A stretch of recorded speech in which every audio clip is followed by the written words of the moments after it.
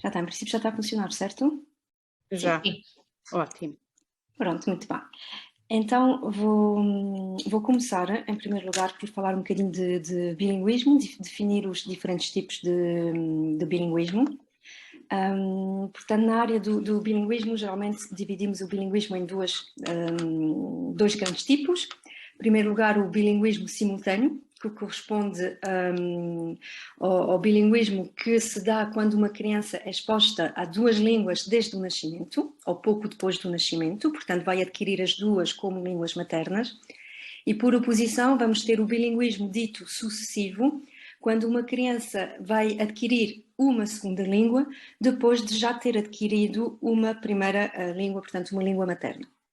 Sendo que este bilinguismo sucessivo pode ocorrer na infância ou na idade adulta.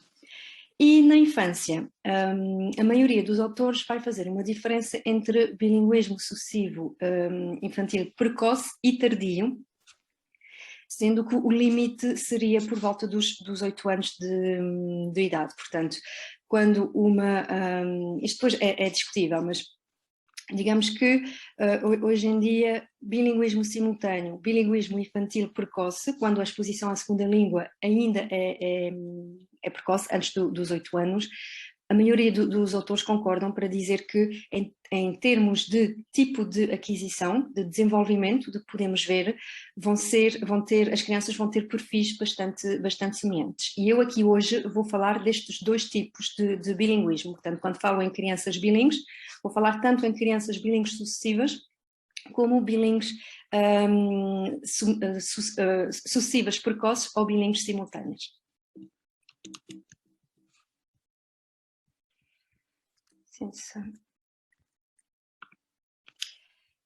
Portanto, a nível do desenvolvimento linguístico, o que sabemos tanto em crianças monolíngues como em crianças bilíngues é que as crianças apresentam, de forma geral, uma grande variação individual a nível dos padrões de aquisição.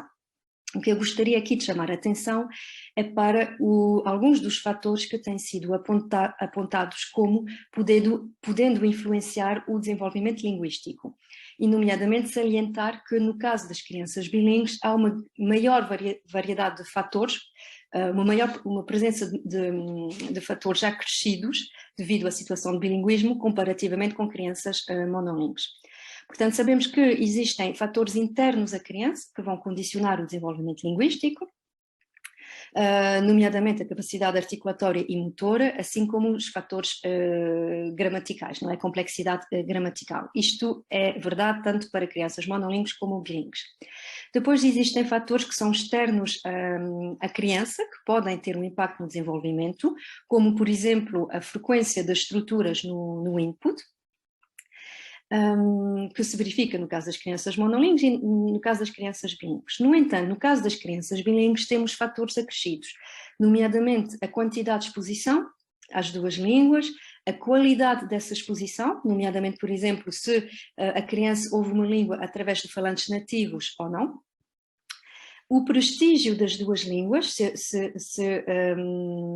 uma das duas línguas é mais prestigiada do que a outra, o incentivo social, se efetivamente a criança tem apoio social para utilizar as línguas, se a criança se identifica culturalmente com as línguas que ela ouve ou não, por aí adiante. E, portanto, a soma de todos estes fatores conduz àquilo que nós chamamos a dominância linguística. Ou pode conduzir à dominância linguística, ou seja, é muito frequente as crianças bilíngues serem mais proficientes, serem dominantes numa língua em comparação com a outra. Não tem que ser, mas é muito frequente devido ao contexto de aquisição. É preciso termos isto em mente quando estudamos crianças bilíngues. Portanto, as crianças bilíngues não são semelhantes às crianças monolíngues, muito menos se olharmos só para uma das suas línguas. Para exemplificar isso, vou tomar como exemplo o caso do vocabulário. Por exemplo, nós sabemos hoje em dia que o vocabulário das crianças bilíngues está distribuído entre as duas línguas. Se olharmos para o vocabulário de uma criança bilíngue numa língua apenas e o compararmos com o das crianças monolíngues, geralmente esse tamanho vai ser bastante reduzido e aí estamos a penalizar a criança bilíngue. Mas se olharmos para o tamanho combinado, ou seja, o tamanho de vocabulário nas duas línguas, o tamanho, nomeadamente, dos conceitos, aí geralmente os resultados mostram que o tamanho do vocabulário de uma criança bilíngue é semelhante ao dos monolíngues. Portanto, sabemos que geralmente apenas 30% das palavras são conhecidas em ambas as línguas, o que se explica pelo contexto de aquisição. Por exemplo, as palavras que são aprendidas no ambiente escolar por oposição ao ambiente em casa.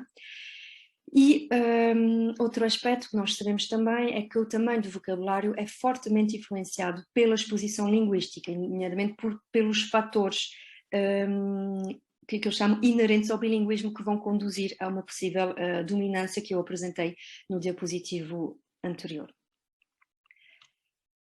Agora, introduzindo a questão da perturbação do desenvolvimento da linguagem, agora que já introduzimos o desenvolvimento linguístico das crianças bilíngues, o que é que sabemos sobre a perturbação do desenvolvimento da linguagem? Trata-se de uma perturbação que vai afetar unicamente a linguagem, vai fazer com que as crianças apresentem dificuldades na produção e ou na compreensão da linguagem, que pode dar-se em vários domínios da linguagem, pode afetar um ou mais domínios da linguagem.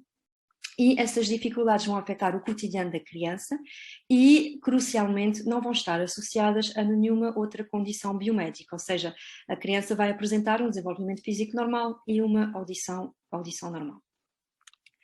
Se nós olharmos para a questão das crianças bilíngues e das crianças com perturbação da linguagem, o que é de salientar é que as crianças com perturbação da linguagem vão apresentar dificuldades de aquisição nas estruturas linguísticas, nomeadamente fonológicas, da língua materna. E as crianças bilíngues podem, efetivamente, também apresentar dificuldades de aquisição das estruturas linguísticas e fonológicas da sua segunda língua ou da língua minoritária. Portanto, em termos de diagnóstico, pode ser difícil perceber quando é que nós temos uma criança bilíngue com perturbação da linguagem, porque mesmo uma criança bilíngue sem perturbação pode efetivamente apresentar dificuldades que vão ser semelhantes à de uma criança monolíngue com perturbação da linguagem.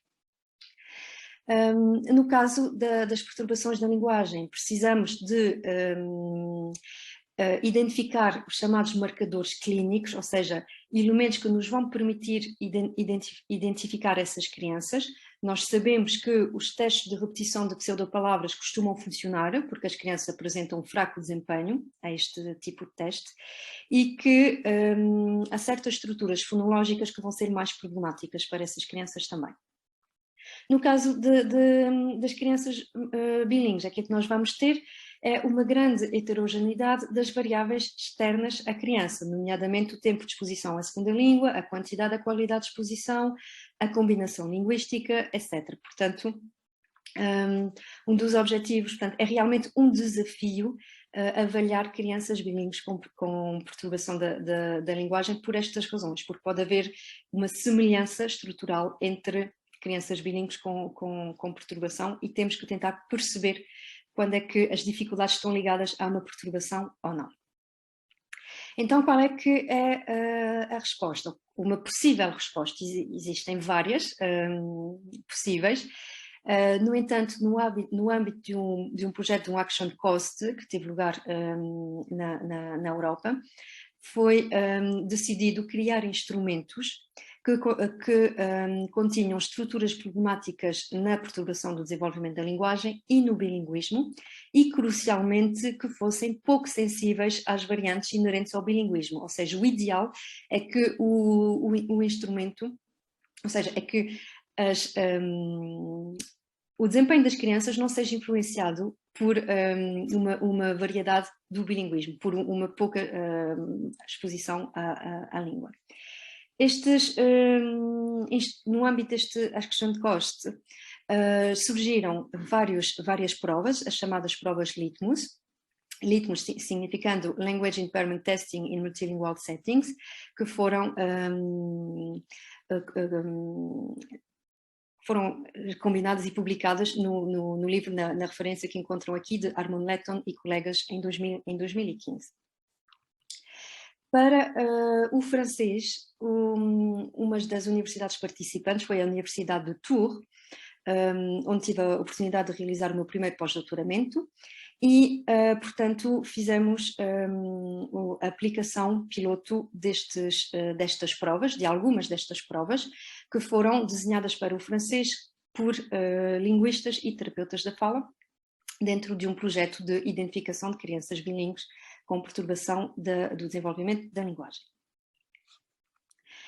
Então, aqui vou falar apenas de duas, sendo que estas provas surgem como uma resposta clínica à necessidade de diagnóstico de perturbação do desenvolvimento da linguagem em crianças bilíngues. Portanto, a prova de repetição de pseudopalavras para o francês, portanto, Litmus Non-Word Repetition para o francês, e também um questionário parental, que é o PABIQ, Parental Bilingual Questionnaire, que nos vai permitir recolher informação acerca da exposição linguística precoce da criança bilíngue. O objetivo deste questionário é ajudar a interpretar os resultados da avaliação linguística e, nomeadamente, permitir-nos distinguir uma real perturbação de dificuldades que estejam ligadas à aquisição de uma segunda língua ou de uma língua minoritária. Para isso, precisamos de recolher informação acerca da quantidade e da qualidade de exposição para chegarmos a uma dominância linguística da criança. Então, porquê um teste de repetição de pseudopalavras? Em primeiro lugar, como nós já vimos, as crianças com perturbação da linguagem costumam ter um fraco desempenho neste tipo de teste.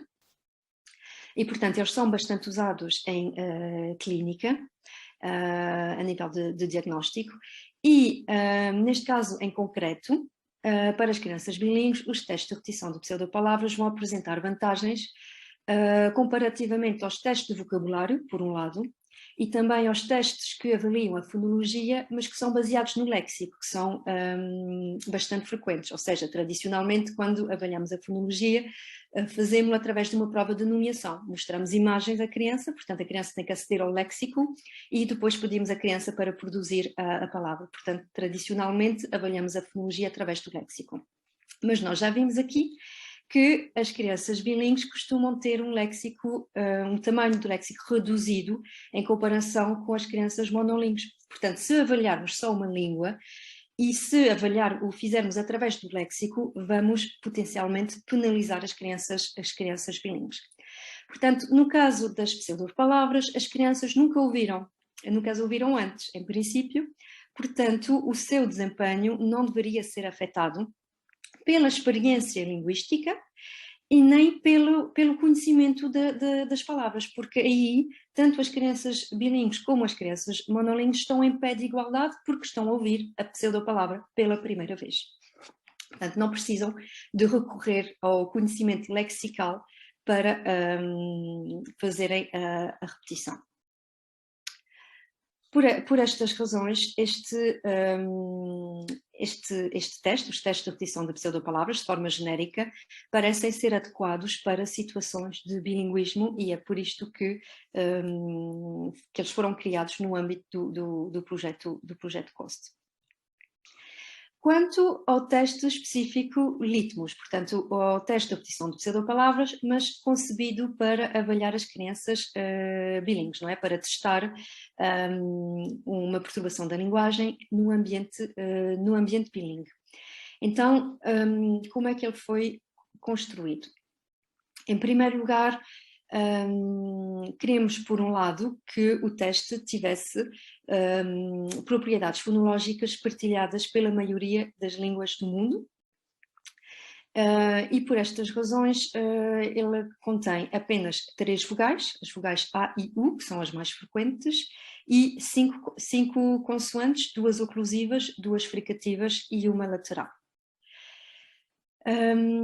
Quisemos também limitar o efeito da memória a curto prazo, porque em muitos casos os testes de repetição da pseudopalavras vão justamente avaliar a memória fonológica e não as representações, não tanto as representações, e vão conter palavras bastante compridas.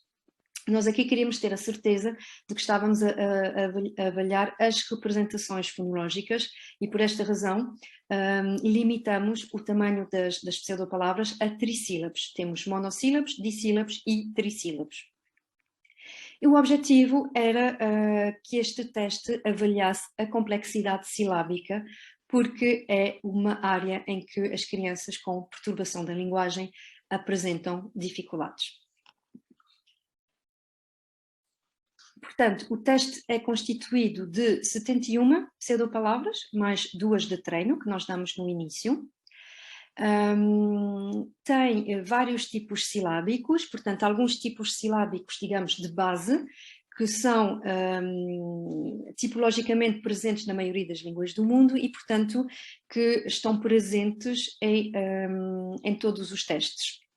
São estes o tipo silábico CV, portanto, consoante vogal, CCV, e CVC, em que a última consoante ocorre no final de palavra. Portanto, temos exemplos como, por exemplo, facu, plifu ou pukif. Em função das línguas, e aqui neste caso, nomeadamente para o francês, vamos acrescentar estruturas que fazem parte da fonologia do francês. Portanto, que são específicas à língua avaliada, neste caso ao francês. Portanto, vamos ter tipos silábicos do tipo CVC, em que vamos ter codas ou consoantes em final de sílaba numa posição não final, que é o caso, por exemplo, da palavra pilfu, e vamos ter várias estruturas SC, em que encontramos, portanto, as estruturas SC no início de palavra e, em algum caso, sequência de uma consoante que acaba seguida de um S, como é o caso aqui de FIPS. Portanto, para o francês temos estas estruturas possíveis e acrescentámos-la ao teste. Tem aqui os exemplos com monossílabos de, por exemplo, SPU, SPLI, SCAP, PUSC e FIPS. Em termos práticos ou gráficos, portanto, este teste apresenta sob a forma de uma apresentação PowerPoint, com a pré-gravação dos estímulos áudios, portanto, as crianças ouvem sempre os mesmos áudios, não é o entrevistador que os pronuncia, eles já estão gravados. A aplicação do teste dura cerca de 5 minutos, é bastante rápida. E as instruções são que existe um extraterrestre, vocês conseguem ver aqui, que vem para ensinar a língua que fala no planeta dele às crianças. Portanto, aqui a criança tem que repetir da melhor forma possível aquilo que o extraterrestre acabou de dizer. E, nomeadamente, geralmente salientamos, portanto, não é o francês, não é o português, no caso do criança bilingue português, é outra língua, falada muito longe. E a criança vê aqui, portanto, à medida que a criança vai repetindo as palavras, o extraterrestre vai avançando e a criança tem noção do número de pseudopalavras que ainda lhe falta repetir. Vou mostrar aqui alguns exemplos, portanto, exemplos de 5 pseudopalavras pronunciadas por uma criança. C'est parti? Kip, Très bien. Scapoufi, Pacon, Ficapul, Plix. Muito bem. Então, vou aqui apresentar um primeiro estudo, portanto, o estudo, digamos, exploratório, não é? Depois de termos construído o teste, quisemos aplicá-lo e avaliá-lo em crianças bilíngues com diferentes combinações linguísticas. E aqui escolhemos as crianças bilíngues, ou as combinatórias linguísticas com maior representação em França, portanto, que eram as mais frequentes, nomeadamente as crianças bilíngues português-francês, árabe-francês e turco-francês, portanto, apenas 3 combinações linguísticas. E o segundo objetivo era avaliar o impacto da exposição linguística, da língua dominante e da utilização das línguas no desempenho das crianças bilíngues ao teste de repetição de pseudopalavras. Portanto, criamos, a nível dos participantes, obtivemos 152 crianças que dividimos em 4 grupos, 2 grupos de crianças bilíngues, 2 grupos de crianças monolíngues, crianças bilíngues com e sem perturbação da linguagem e crianças monolíngues também com e sem perturbação da linguagem. As crianças tinham entre 5 e 8 anos e eram comparáveis em termos de idade. Portanto, agora passando aos resultados, portanto, em primeiro lugar a repetição idêntica, numa escala percentual. Aquilo que nós podemos ver aqui é que, em primeiro lugar, portanto, comparando os 2 grupos de crianças bilíngues e os 2 grupos de crianças monolíngues, em ambos os grupos, as crianças com desenvolvimento típico tiveram um desempenho significativamente melhor do que as crianças com o desenvolvimento atípico. Nomeadamente, as crianças com desenvolvimento típico tiveram todas resultados acima dos 80% de produções corretas e as com desenvolvimento atípico geralmente tinham resultados abaixo dos 80%, sendo que 80% é os resultados que temos como referência para as crianças monolíngues sem perturbação. Por outro lado, as crianças bilíngues sem perturbação da linguagem o seu desempenho era comparável às crianças monolíngues sem perturbação da linguagem. E a mesma coisa acontecia com as crianças monolíngues e bilíngues com perturbação da linguagem, ou seja, o seu desempenho era parecido, independentemente das crianças serem bilíngues ou monolíngues. Se olharmos agora para os resultados individuais, e nomeadamente em termos visuais, se pusermos estes resultados numa escala em função dos meses de exposição ao francês, aqui aquilo que podem ver, que nós começamos aqui a avaliar crianças que tinham no mínimo 12 meses de exposição ao francês, foi um critério de inclusão. Em primeiro lugar, porque como era um estudo exploratório, nós tínhamos que escolher uma quantidade mínima de exposição ao francês, escolhemos 1 ano, e a outra razão é que, na realidade, neste protocolo tínhamos também uma avaliação da sintaxe e, portanto, queríamos mesmo que as crianças tivessem suficientemente exposição ao francês para poderem ter algum conhecimento sintático dessa língua. Aquilo que vocês veem aqui representado, portanto, é o desempenho das crianças bilíngues com desenvolvimento típico com bolinhas azuis. Os vários tons de azuis ilustram as várias línguas e em triângulo têm o desempenho das crianças bilíngues com perturbação. E, de forma geral, o desempenho das crianças bilíngues com desenvolvimento típico situa-se acima dos 80% e não está correlado à duração ou à quantidade de exposição ao francês. Portanto, aquilo que se pode ver aqui, quando correlamos o desempenho das crianças ao teste com as informações que obtivemos através do questionário parental, sobre a idade de aquisição do francês, o tempo de exposição ao francês, a utilização do francês em casa, ou seja, a riqueza linguística, e também calculamos um índice de língua dominante para o francês. Nenhuma dessas medidas estava correlada ao desempenho das crianças ao teste. Portanto, isto parece sugerir que o desempenho ao teste de repetição de pseudopalavras não é impactado pela idade de aquisição, pelo tempo de exposição, pela utilização da língua ou pela dominância linguística. Ou seja, dito por outras palavras, as variáveis inerentes ao bilinguismo, ou as variáveis externas da criança, não parecem impactar o seu desempenho ao teste, o que é um resultado bastante promissor, na medida em que parece que este teste pode ser usado com crianças com muito pouca exposição ao francês, nomeadamente, e também com com crianças bilíngues, com uma grande variedade de crianças bilíngues.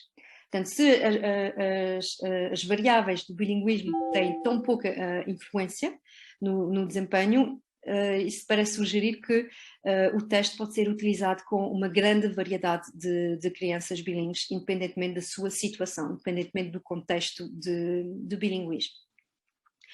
Portanto, quando descobrimos este resultado, o meu pós-doc já estava a acabar, mas eu tinha muita vontade de continuar a investigar estas questões, e nomeadamente uma das questões que me deixou bastante perplexa foi a de tentar perceber então o que é que iria acontecer durante o primeiro ano de exposição ao francês, porque aqui as crianças que tinham menor exposição ao francês já tinham 12 meses de exposição. Portanto, acabei por realizar um segundo pós-doc, pelo qual felizmente obtive financiamento, e foi realizado na Universidade de Lyon, desta vez, e cujo tema principal era tentar perceber a partir de quanto tempo de exposição ao francês as crianças em situação de aquisição de segunda língua apresentavam um bom desempenho ao teste de repetição de palavras do Litmus. E, portanto, tentar perceber a partir de quando o poderíamos aplicar. Então, depois de fazer alguma pesquisa sobre o assunto, apercebi-me de que, na realidade, já havia muitos estudos que mostravam muitos estudos não, mas alguns estudos já mostravam que a aquisição de uma segunda língua na infância parecia, pelo menos a nível da fonologia, os estudos pareciam dar a entender que a fonologia era adquirida de forma bastante rápida. Nomeadamente, existe um estudo para o inglês que mostrou que com 18 meses de exposição ao inglês, mais de 80% dos aprendentes do inglês como língua segunda tinham um desempenho semelhante aos monolíngues. Há um teste de repetição de pseudopalavras standardizado para o inglês. Portanto, a grande maioria das crianças conseguiam ser avaliadas com um teste de repetição de pseudopalavras standardizado e concebido para crianças monolíngues com apenas 18 meses de exposição a essa língua. Estudos prévios também já tinham mostrado que os aprendentes do inglês como L2, ou seja, as crianças em situação de L2 precoce do inglês, mostravam dificuldades na aquisição de estruturas fonológicas ditas complexas, nomeadamente os ataques ramificados, portanto as estruturas que envolvem duas consoantes no início de sílaba, as codas, portanto as estruturas que vão envolver uma consoante no final de sílaba, sendo em posição medial ao final da palavra, e isto verificava-se mesmo que essas estruturas estivessem presentes na língua materna das crianças. Portanto, parece ser uma constante. Outra problemática é que ainda não sabemos em que medida fatores não fonológicos têm um impacto sobre o desenvolvimento da fonologia da segunda língua quando ele ocorre na infância. Ou seja, o estudo que se debruçou sobre a aquisição do inglês nesse contexto, as autoras também identificaram que o desempenho ao teste de repetição de pseudopalavras era influenciado pelo tamanho do vocabulário receptivo, pela idade das crianças, pela sua língua materna e também pela quantidade de exposição à L2, nomeadamente aqui ao inglês. No entanto, outros estudos, e nomeadamente um que se debruçou sobre a aquisição do francês por crianças em situação precoce, não encontraram qualquer influência do tamanho do vocabulário receptivo sobre o desenvolvimento fonológico dos aprendentes. Portanto, aí parece que temos resultados contraditórios. Portanto, como questões de investigação, propus-me saber a partir de quanto tempo as crianças, ou será que as crianças em situação de aquisição L2 apresentam um bom desempenho ao teste de repetição de pseudopalavras litmus durante o seu primeiro ano de exposição ao francês? Portanto, era um período que não tinha sido observado no primeiro estudo. E, por outro lado, também queria investigar os fatores que influenciavam o desempenho dessas crianças a este mesmo teste em francês, nomeadamente os fatores fonológicos como os fatores não fonológicos. Então, a nível dos participantes, desta vez foram recrutadas crianças bilíngues com um perfil muito diversificado. Desta vez quisemos tentar colocar na situação dos terapeutas da fala que precisam de avaliar ou que estão confrontados com crianças bilíngues com uma grande diversidade e que precisam de interpretar os dados linguísticos que avaliam. Por esta razão, nós não restringimos, não pusemos qualquer critério de exclusão a partir da língua materna da criança. O único critério era que a criança tinha que ter sido exposta ao francês há menos de 12 meses. Portanto, tivemos crianças com idades compreendidas entre os 6 e os 9 meses, obtivemos um total de 62 crianças e que tinham entre 1 a 11 meses de exposição ao francês. Como podem ver aqui, tinham línguas maternas muito variadas. Algumas crianças já eram bilíngues, portanto o francês já era uma terceira língua, portanto tínhamos crianças bilíngues italiano-árabe, por exemplo, castelhano-árabe ou russo-ucraniano, e tínhamos também crianças monolíngues, árabe, português europeu, português do Brasil, russo, mandarim, etc. Portanto, crianças bilíngues com um perfil muito diversificado. A nível do protocolo, tentamos recolher dados com o questionário parental. Infelizmente não foi possível para todas as crianças, aliás não foi possível para muitas crianças. No entanto, tivemos, portanto, com as crianças conseguimos fazer um protocolo em que tínhamos uma avaliação não verbal standardizada, em que avaliávamos o raciocínio não verbal, a memória de trabalho e a memória fonológica, e também uma avaliação verbal standardizada, em que recolhíamos medidas acerca do vocabulário receptivo, da consciência fonológica e da manipulação fonológica, e também uma avaliação verbal não standardizada, com o teste de repetição de palavras litmus, e também alguma recolha de discurso espontâneo. Portanto, agora vou-vos falar aqui dos resultados ao teste de repetição de pseudopalavras. Então, a nível do desempenho global, podem ver aqui à esquerda que a maioria das crianças têm um desempenho global superior aos 80% de repetição correta ao teste, que é também a percentagem que nós vimos que os bilíngues apresentavam e os monolíngues também apresentavam. E quanto ao teste de vocabulário receptivo, que é um teste standardizado, comumente aplicado em França. Desta vez aqui, podem ver do lado direito, temos as medidas do desvio padrão ao teste.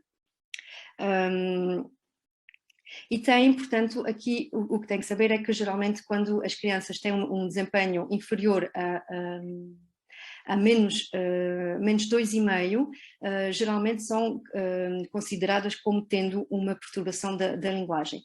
Aqui as crianças bilíngues tinham todas um desempenho inferior nenhuma delas atingia as normas monolingues, tinham resultados bastante baixos, o que é esperado se realmente considerarmos o seu tempo de exposição ao francês. Efetivamente, tinham pouco tempo de exposição ao francês.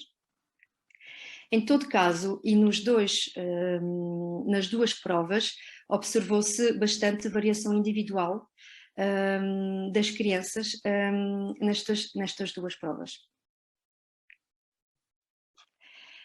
Aqui, comparando o resultado das crianças a nível dos segmentos e das sílabas, portanto, ao teste de repetição de pseudopalavras, sabendo que existem estruturas fonológicas específicas que nós quisemos avaliar. Portanto, se nós olharmos aqui simplesmente para o lado esquerdo, tem o gráfico que representa a percentagem de consoantes corretas e a percentagem de vogais corretas, podem ver que todas as crianças, sem nenhuma exceção, tiveram um desempenho superior a 80% nestas medidas e que existe muito pouca variação atestada. No entanto, se olharmos para os objetos fonológicos postos do lado direito, que são os objetos que envolvem complexidade silábica, nomeadamente os ataques ramificados, a verde, a coda medial a vermelho e a coda final a azul, aquilo que se pode observar é que existe primeiro uma variação maior entre as crianças, embora na maioria dos casos, ou seja, pelo menos 50% das crianças, no caso das codas, 76% das crianças, no caso dos ataques ramificados, tiveram um desempenho superior a 80% de produções-alvo. No entanto, existe bastante variação. E, por último, quisemos avaliar a influência de vários fatores fonológicos e não fonológicos sobre o desempenho geral das crianças ao teste. Portanto, avaliamos a influência da idade, do tempo de exposição ao francês, da memória fonológica, do vocabulário receptivo e das propriedades fonológicas, nomeadamente da complexidade silábica. Portanto, a presença de um ataque ramificado ou de uma coda.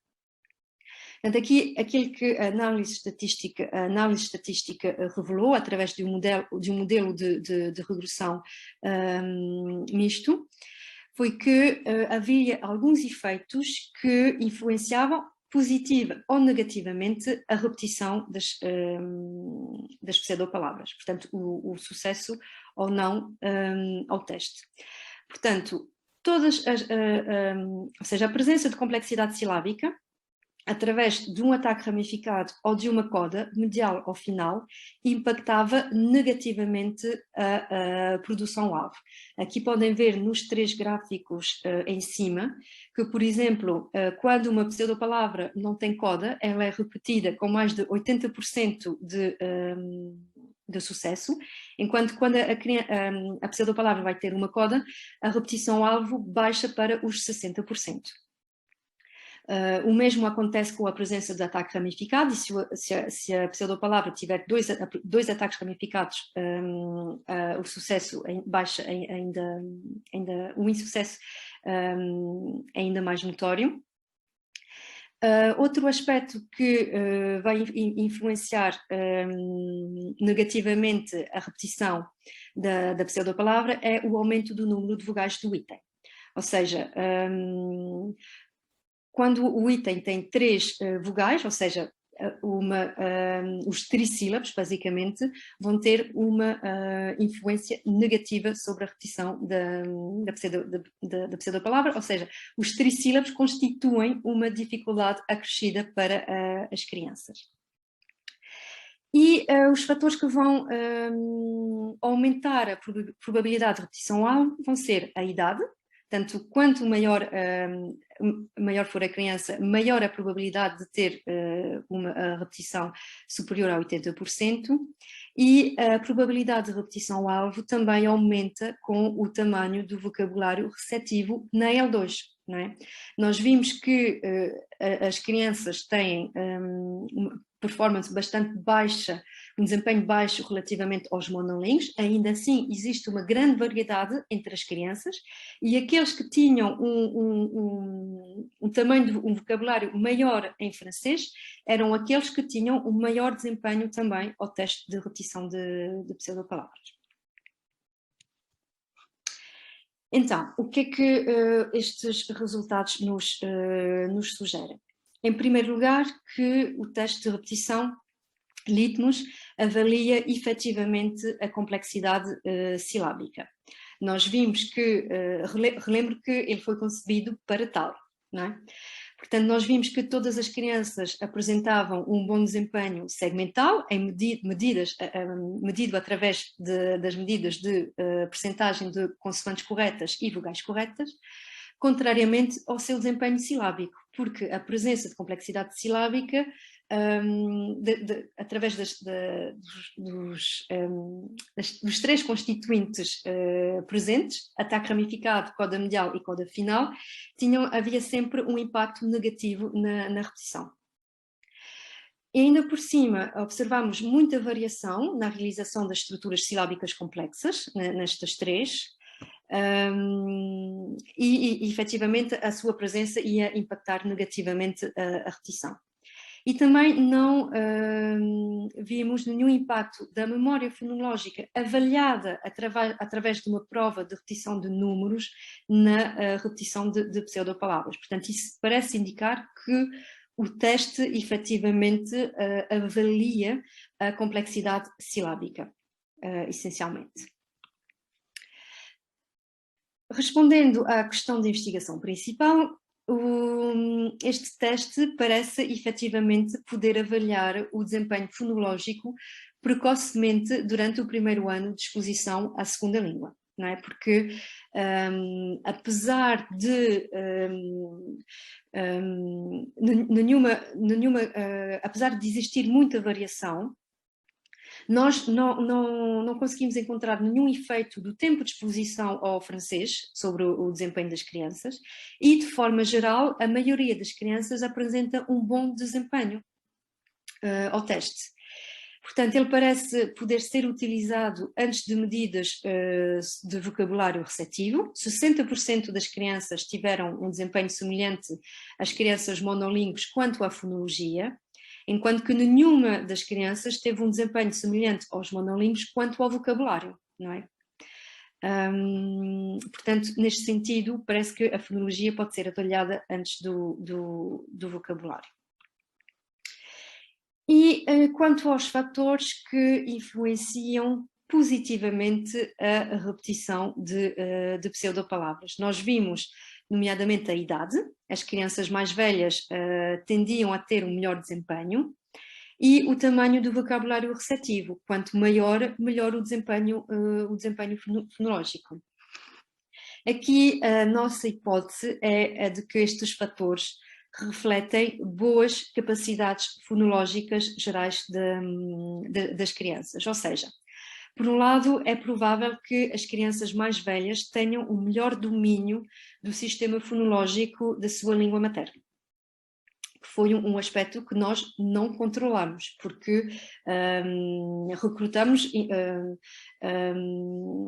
incluímos crianças com uma grande variedade de línguas, e não nos foi possível testar o seu desempenho fonológico na língua materna. Portanto, sabemos que a partir das crianças mais velhas, em princípio esperamos que elas tenham um melhor domínio do seu sistema fonológico. E também pensamos que as representações fonológicas finas, detalhadas na língua materna, podem ajudar a adquirir as representações lexicais na segunda língua, o que na realidade já é aquilo que nós sabemos que acontece para a aquisição monolingue, que a aquisição fonológica e lexical estão ligadas, e que as boas representações fonológicas finas, vão ajudar a adquirir o vocabulário. E por outro lado, por fim, a ausência de impacto do tempo de exposição à segunda língua sugere que são efetivamente as representações fonológicas da L1 que guiam a aquisição fonológica da L2 e não tanto as variáveis externas ao bilinguismo. Não é? Porque nós não encontramos influência dessas variáveis externas, pelo menos do tempo de exposição. Portanto, quando uma criança adquire uma segunda língua, das duas umas, ou é o que ela já possui na sua língua materna que a vai ajudar a adquirir essa segunda língua, ou então é o tempo de exposição que vai fazer com que ela adquira essa segunda língua. As duas podem ser combinadas, mas a questão é qual é que tem mais impacto do que a outra. Aqui parece que efetivamente as representações fonológicas da língua materna têm um impacto maior sobre a aquisição do L2, tem uma influência maior na aquisição de L2 que as medidas externas, tais como a quantidade de exposição. Portanto,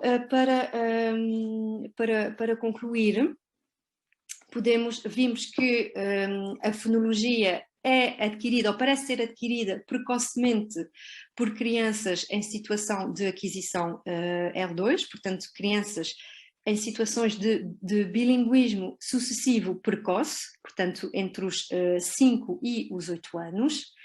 A fonologia pode ser avaliada antes do vocabulário, porque a maioria das crianças teve um bom desempenho ao teste de aptidão da fonologia, mas não teve um bom desempenho ao teste de avaliação do vocabulário. Nós vimos também que aspectos fonológicos e não fonológicos influenciam o desempenho das crianças ao teste de aptidão de pseudopalavras. Que as crianças têm dificuldades com as estruturas fonológicas complexas, portanto, as crianças em situação de aquisição L2, e também que nenhum fator inerente ao bilinguismo parece influenciar o desempenho ao teste Litmus. E isto foi verificado tanto no estudo com crianças bilíngues sucessivas, precoces, e também no primeiro estudo com crianças bilíngues simultâneas e sucessivas. Ou seja, este resultado de que nenhum fator inerente ao bilinguismo parece influenciar o desempenho ao teste, já foi verificado pelo menos 2 vezes com grupos de crianças bilíngues diversificadas. Ou seja, estes resultados parecem indicar que este teste pode ser usado para identificar perturbação do desenvolvimento da linguagem em crianças bilíngues, com uma grande diversidade de situações de bilinguismo, ou seja, quer o bilinguismo seja simultâneo, quer ele seja sucessivo, independentemente da língua materna, independentemente do tempo de exposição ou da quantidade de exposição. Pelo menos estes resultados parecem sugerir isso. E antes de terminar, queria fazer uma referência aos projetos futuros, nomeadamente, portanto, alguns, nem todos, não é? Mas pelo menos aos projetos futuros que envolvem este teste, porque foi o teste sobre o qual falei na apresentação.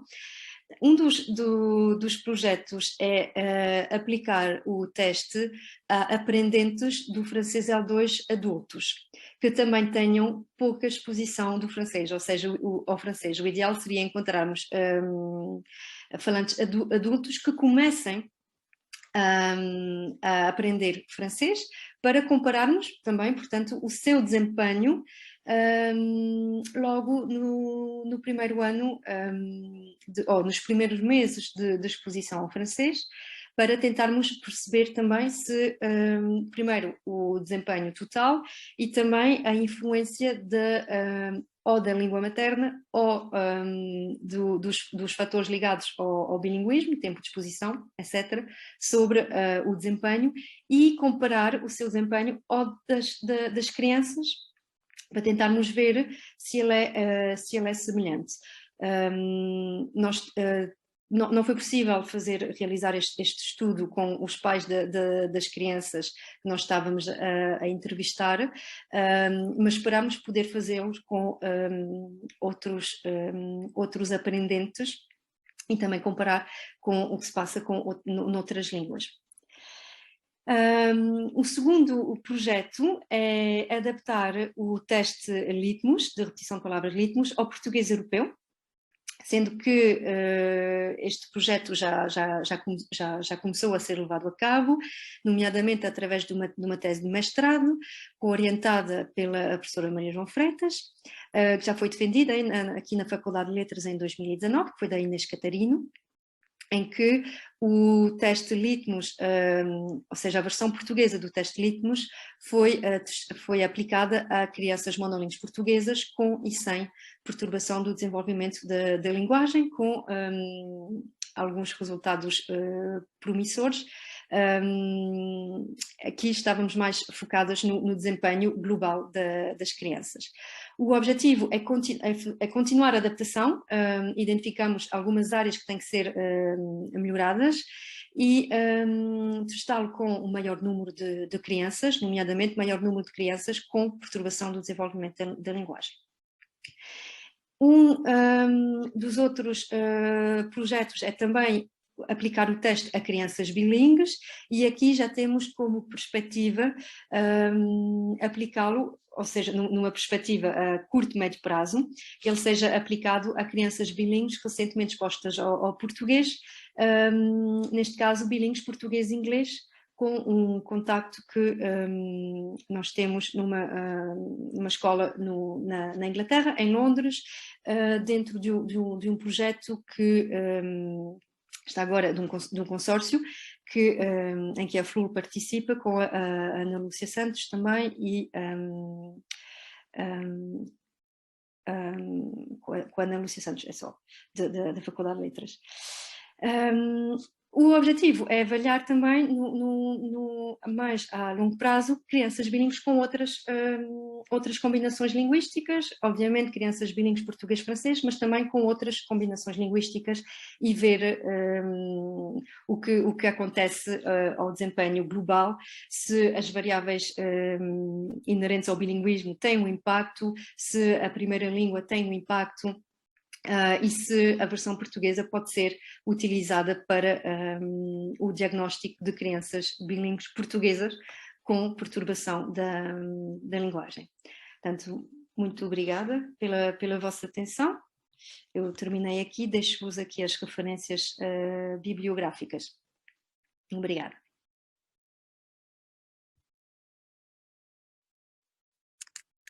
Talvez parar a partilha. Obrigada, Letícia. Sem pressão, foi muito bom, muito obrigada, foi muito claro. Eu acho que, imagino que haja muitas questões muito mais interessantes do que aquelas que eu poderia fazer, portanto vou abrir espaço para os nossos especialistas fazerem perguntas. Posso? Sim, claro. Posso. Obrigada. Obrigada, Letícia, pela clareza e pelo interesse do trabalho e da apresentação. Desculpem eu ter levantado logo a mão antes de fazer isto, mas é que eu tenho mesmo que sair porque vou entrar numa outra reunião e por isso queria só fazer duas perguntas, essencialmente. Pareceu-me, eu não sei se eu percebi bem, mas pareceu-me que o teste tem uma parte, tem duas partes, isto é, tem uma parte que tu disseste que é independente da língua, certo? Sim. Ok. E depois terá uma outra parte que poderá ser adaptada ou poderá ser diferente, digamos assim, consoante as versões do teste, não é? Pensando em diferentes línguas. Eu não sei se quando tu referiste à adaptação ao português estavas a referir essa segunda parte. Isto é, a minha pergunta é, há uma parte que se mantém, que é igual, que será igual no teste independentemente das línguas que estejam a ser consideradas, e essa parte é estável ou não? Isto é, estou a perceber bem? Sim, eu penso que talvez me tenha exprimido mal. Ou seja, não há não há uma parte, a parte que é igual é a parte da presença das estruturas, ou seja, todos os testes vão ter as sílabas CV, sílabas CCV e sílabas CVC no final de palavra. Ou seja, é o que todos os testes de Litmus vão ter em comum. Portanto, quando construímos o teste para todas as línguas do mundo, por enquanto ele não está construído para todas as línguas do mundo, mas para todas as línguas existentes, todas elas possuem estas estruturas. Depois, em função das particularidades da língua, vamos acrescentar estruturas silábicas. Mas por exemplo, em termos prosódicos, não é? Estas estruturas são obviamente misturadas, e depois os testes vão ir de acordo com a prosódia, nomeadamente para o francês, todas as pseudopalavras são iâmbicas, têm o acento no final. Portanto, não há uma diferença em termos... não há duas partes. Quando o teste no fim, há duas partes na construção, mas no final é um só. Ok, pronto, eu creio que percebi, portanto, as duas partes são, há estruturas que são fixas, não é? Há estruturas silábicas que são fixas e depois podemos ter estruturas silábicas adicionais. Exato. Mas independentemente de tudo isso, em todos os casos, o inventário fonológico a utilizar vai depender de cada língua, não é? Exato. Portanto, os exemplares que vão ser utilizados vão depender de cada língua e as questões prosódicas também irão depender de cada língua. Certo, pronto. Então está esclarecida a minha, porque não tinha percebido em termos de estrutura como é que efetivamente isto funcionava. A minha outra questão é metodológica. Como é que é feita a recolha de dados? Portanto, tu mostraste o PowerPoint, não é? Com o extraterrestre e ouvimos a criança a produzir as pseudopalavras. Mas como é que é feita essa recolha de dados? A criança é gravada? Não é gravada? É auditivo? Como é que é feita a análise? É perceptiva? Sim. Então, a criança é gravada, claro, temos a autorização dos pais, obviamente. Nós não temos nenhum ficheiro vídeo, é só áudio. Depois temos a transcrição fonética, que é essencialmente perceptiva, mas recorremos de vez em quando à análise acústica, nomeadamente para produção de uma vogal epentética no final de palavra, nomeadamente depois das cordas L no final de palavra. Havia, a nível perceptivo era difícil por vezes perceber se a criança tinha produzido um schwa, digamos, uma vogal depois do L ou não, e nestes casos fizemos análise acústica com a ajuda de alguns foneticistas lá da Universidade de Lyon. Fizemos a transcrição na FON, em que já temos os estímulos pré-transcritos, e depois a análise fonológica foi lá e a análise estatística foi a partir das produções, das transcrições, e foi um modelo, para o último estudo, foi um modelo misto de regressão. Sim, mas pensando, por exemplo, na aplicação do teste por terapeutas, não é?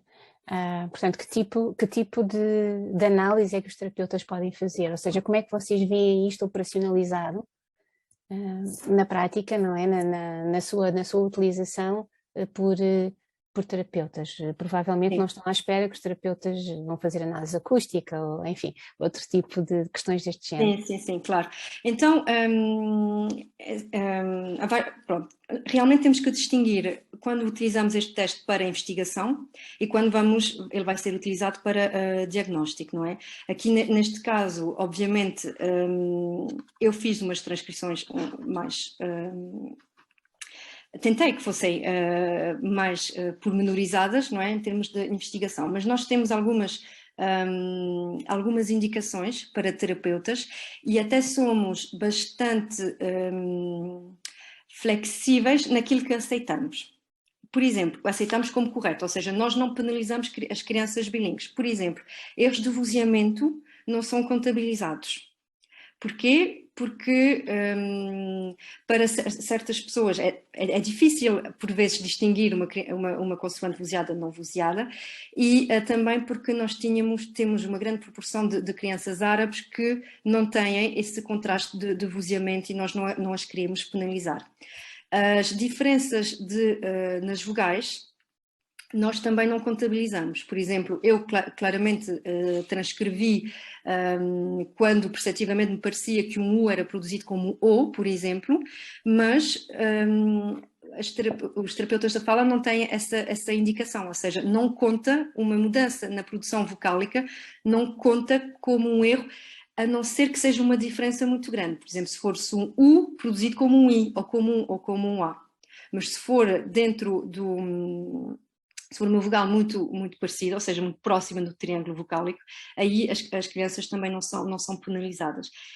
Em França, em Tours, eles estão justamente a continuar essa adaptação, eles estão a ver como é que os terapeutas estão neste momento a utilizar o teste e até estão a fazer uma versão reduzida do teste, que só contém, se não me engano, 40 itens agora, ou seja, foram...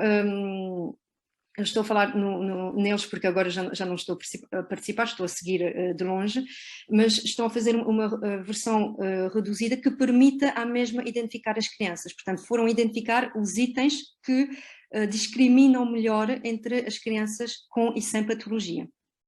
Portanto, há todo um trabalho de aplicação e de uso com os terapeutas que está a ser seguido neste momento lá em Tours. Ok. Obrigada. Nada.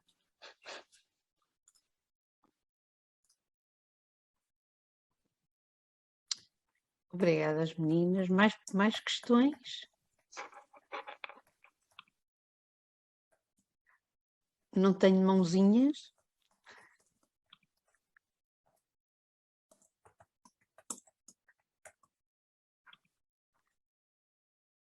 Não, então agradecemos outra vez à Letícia e desejamos muitas felicidades para os projetos futuros, que parecem ser muito interessantes, e daqui a algum tempo vens cá falar-nos dos projetos agora já, das coisas já feitas. Sim. Muito obrigada a todos e Muito obrigada. um bom fim de semana.